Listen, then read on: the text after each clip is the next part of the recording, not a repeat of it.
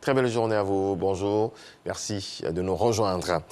Le président de la République, Alassane Ouattara, a regagné Abidjan hier lundi, après un séjour en France, au cours duquel il a eu un dîner de travail avec son homologue français Emmanuel Macron au palais de l'Élysée. La communauté musulmane de Côte d'Ivoire a célébré dans la nuit de dimanche à lundi le Maouloud marquant la naissance du prophète Mahomet à la mosquée de la Riviera Golfe. Cheikh Ayman Ousmane Diakité, président du Conseil supérieur des imams, des mosquées et des affaires islamiques, a invité les fidèles à être des hommes de probité, des exemples dans la société. Le chef de l'État, Alassane Ouattara, a été représenté par le ministre d'État, ministre de la Défense, Téné Birahima Ouattara, accompagné du ministre de la Sécurité et de la Protection civile, Vagando Diomandé. Il existe désormais un fonds de développement dédié à l'énergie et au transport dans l'espace CEDEAO. Un taux de prélèvement consensuel régional dans les secteurs concernés devrait alimenter ces fonds. La Côte d'Ivoire a initié un atelier en vue de livrer sa position justement sur ce prélèvement. Le point de Théodore Zouzou et Jean-Marc Adjadji. Représentation permanente de la communauté économique des États de l'Afrique de l'Ouest à Abidjan-Cocody. Une trentaine d'experts d'institutions gouvernementales réfléchissent sur un consensus régional des taux de prélèvement applicables en matière agricole, minière et énergétique. Objectif, rechercher des financements pour le Fonds de développement du transport et de l'énergie FODET de la CEDEAO. Il a été requis en 2016 que des consultations nationales soient organisées en vue de définir un consensus sur les taux qui seront appliqués dans le financement de ce FODET-là. L'atelier répond non seulement à l'objectif d'avoir la position de la Côte d'Ivoire sur les taux qui ont été proposés, mais aussi de se prononcer sur les projets de directive portant organisation du FODET. Une initiative du ministère délégué auprès du ministre d'État, ministre des Affaires étrangères, chargé de l'intégration africaine, en collaboration avec la CEDEAO. Il s'agit pour les participants de faire le bilan des actions menées pour alimenter cette organisation. La création du Fonds de développement du transport et de l'énergie a été entérinée par la 36e session ordinaire de la conférence des chefs d'État et de gouvernement au Nigeria le 22 juin 2009. Le ministre de la Communication, des Médias et de la Francophonie, Amadou Koulibaly, a fait don de matériel informatique aux radios de proximité de la ville de Korogo. Un geste de soutien qui vient renforcer leur mission d'information, de sensibilisation et d'éducation des masses. Walter Amadou Ouattara. C'est une nouvelle approche dans la lutte contre l'incivisme routier dans la région du Poro. L'engagement des médias locaux suscité par le ministre de la Communication et celui des Transports. Et ce sont les radios de proximité de Korogo qui vont donner le ton. Sinaï FM, Radio Peleforo, Gon, Tropique FM, Albayan, Satellite FM reçoivent du matériel informatique de pointe, ordinateurs et imprimantes. Cet équipement, offert par le ministre de la Communication, des médias et de la francophonie, vient en renforcement du matériel technique de ces radios. L'objectif est de disposer de l'équipement adéquat pour les différentes productions radiophoniques dans le cadre de cette campagne contre l'incivisme routier dans le Poro. Ça nous engage encore plus à doubler d'efforts et à accompagner vraiment le ministère des Transports dans la sensibilisation qu'il veut faire à l'endroit de la population de Korogo. Des accidents de circulation qui deviennent vraiment récurrents. Et nous, hommes de médias, radio de proximité, notre devoir, c'est d'accompagner le gouvernement. Les productions des médias locaux dans le cadre de la campagne de lutte contre l'insécurité routière seront essentiellement des messages de sensibilisation en langue locale et diffusés à l'intention des populations de la cité du Poro. Ces messages sont la déclinaison de ceux élaborés dans la stratégie globale de communication pour la campagne nationale contre l'incivisme routier que mène le ministère des Transports. Le ministre en charge de ce département et celui de la communication attendent des radios bénéficiaires qu'elles apportent à la lutte contre les accidents de la route dans la région du Poro une contribution significative. Bien avant même de recevoir ces moyens, ces radios, dans un véritable élan citoyen, ont commencé à faire le travail de sensibilisation en adaptant les messages dans les différentes langues qui sont parlées ici. Korogo s'est doté d'un comité local de sécurité routière à la faveur du lancement en août dernier de la campagne sur l'incivisme routier dans le Poro. Les dernières statistiques de cette région indiquent que le nombre d'accidents a considérablement baissé, passant de 74 à 50% de janvier à juin 2021. Un commentaire d'Eugène Atoubé. L'ambassade du Japon a équipé le lycée Hachijirom du Grand Hakonzan en matériel scientifique et laboratoire pour des travaux pratiques. C'est sous l'impulsion du Premier ministre Patrick Hachi, dont le représentant salue la coopération entre le Japon et la Côte d'Ivoire. Franck Quadio. Des salles spécialisées et un préau pour le collège moderne Hachijirom de Grand Hakonzan Andé dans la sous-préfecture d'Agou.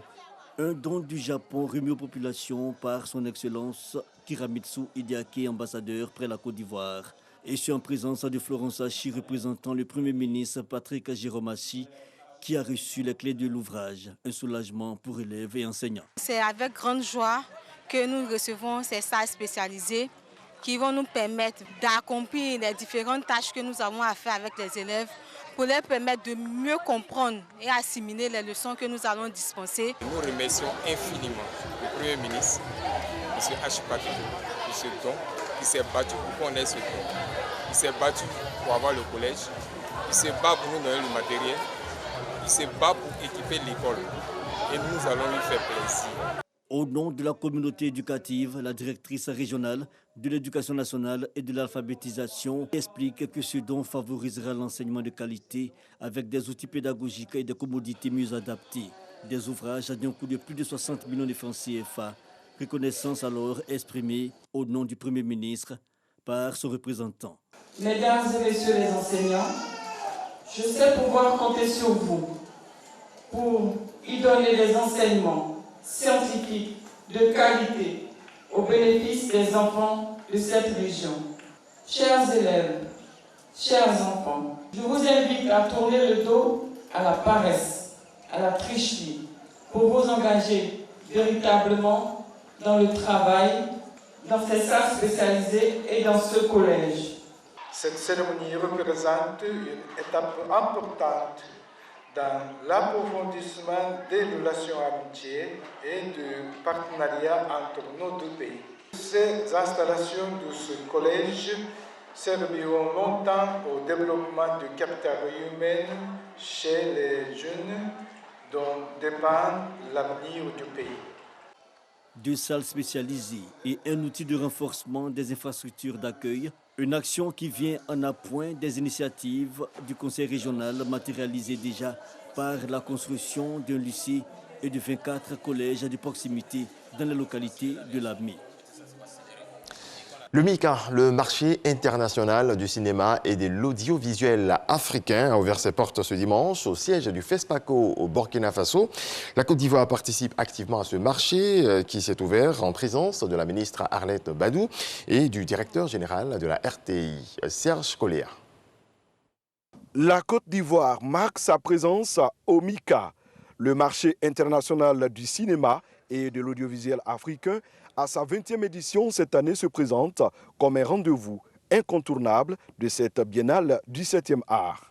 La RTI et son directeur général, Fosseni Dambélé, occupent une place de choix sur ce marché. Avec RTI Production Distribution, nous avons quelques milliers d'heures de films. Et donc nous sommes là pour offrir aux télévisions francophones et d'ailleurs, n'est-ce pas, la richesse de notre catalogue. Également rencontrer les professionnels du secteur pour échanger et nouer des partenariats. Et donc nous sommes là également pour soutenir, n'est-ce pas, nos réalisateurs qui sont nominés et nous croisons les doigts pour avoir des prix. Mais vous savez, les prix, les jurys, c'est toujours bon, mais ce n'est pas uniquement ça. L'essentiel, c'est la qualité de la production, c'est l'accueil du public. Et nous savons qu'avec nos professionnels, nous avons fait du bon travail. Le MICA, c'est le visage professionnel du FESPACO qui offre des rencontres, des partages d'expériences, des espaces B2B. Nous sommes là pour réchauffer les partenariats, pour réchauffer le contact, toucher le monde artistique, les experts du monde artistique, les professionnels, de sorte que nous puissions les inviter à la prochaine édition du Massa. L'une des raisons fondamentale de notre présence ici et que Madame le ministre a souhaité vivement, c'était que nous puissions relancer cette coopération avec le bureau burkinabé du droit d'auteur pour que nos artistes, leurs droits soient pris en compte au niveau du Burkina en matière de cinéma, mais également en matière des autres arts. Dans cette optique de positionnement, la ministre de la Culture et de l'Industrie des Arts et du Spectacle, Arlette Badou-Nguessan, a visité plusieurs stands. Elle y a échangé avec des personnalités, notamment la ministre française Moreno. J'envoie ce message de fraternité de la France qui est véritablement dans cette ambition d'écrire un nouveau chapitre de notre relation avec le continent africain, avec le Burkina, avec la Côte d'Ivoire et tous ces pays avec lesquels nous avons tellement d'histoires en commun et un destin commun. Arlette Badou-Nguessan a aussi apporté le soutien du ministère aux cinéastes ivoiriens sélectionnés à cette 27e édition du FESPACO. Nous avons pu leur donner quelques subventions pour leur participation au FESPACO. J'indique qu'il y a 9 films ivoiriens qui sont en compétition pour cette année et nous espérons repartir d'ici avec le maximum de trophées parce que la Côte d'Ivoire est somme toute un pays du cinéma. Le MICA se tient au siège du FESPACO avec un espace dédié aux projections de films. Dans le reste de l'actualité, au moins 3 morts dans des bombardements à Mekele, la capitale de la province du Tigré, en Éthiopie. La région est le théâtre d'une guerre entre le gouvernement d'Abiy Ahmed et les rebelles tigréens depuis presque un an. Alors que les combats ont repris violemment depuis 10 jours, le gouvernement a pour la première fois procédé à des raids aériens sur Mekele hier lundi. Quelques semaines après son dernier essai, la Corée du Nord a repris ses tirs de missiles en envoyant aujourd'hui un missile balistique de courte portée en mer du Japon. Ce 8e test de missile depuis le mois de janvier est une nouvelle violation directe des résolutions du Conseil de sécurité de l'ONU.